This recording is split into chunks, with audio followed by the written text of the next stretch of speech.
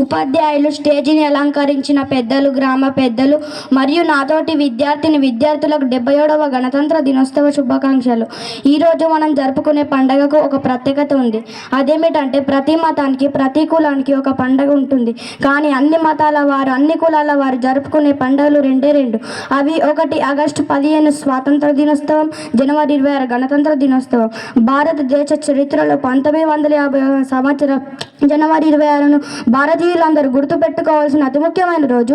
దాదాపుగా 200 సంవత్సరాల పాటు బ్రిటిష్ వారి పాలనలో మగ్గిన మన దేశానికి ఎందరో మహానుభావుల కష్టానికి ఫలితంగా 1947 ఆగస్టు 15న స్వాతంత్రం వచ్చినప్పటికీ మనకంటూ సొంత రాజ్యాంగం లేదు.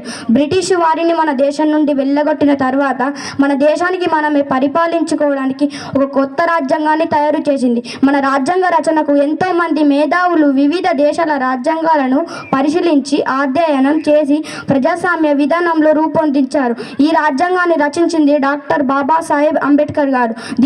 దీనిని చైర్మన్గా డాక్టర్ రాజేంద్ర ప్రసాద్ని ఎన్నుకోవడం జరిగింది. అనేక సవరణల అనంతరం 1949 నవంబర్ 26న దీనిని రాజ్యాంగ పరిషత్ ఆమోదించినప్పటికీ ఇది జనవరి 26, 1950న దీనిని అమల్లోకి వచ్చింది. భారత రాజ్యాంగాన్ని రూపొందించేందుకు 2 సంవత్సరాల 11 నెలల 18 రోజుల కాలం పట్టింది.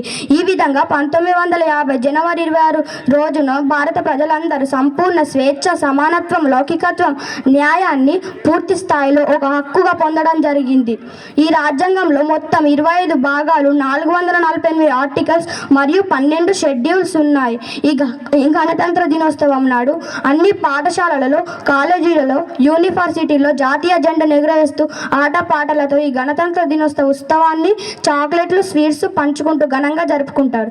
ఈ అవకాశాన్ని ఇచ్చిన పెద్దలందరికీ కృతజ్ఞతలు తెలుపుతూ సెలవు తీసుకుంటున్నాను. జై హింద్.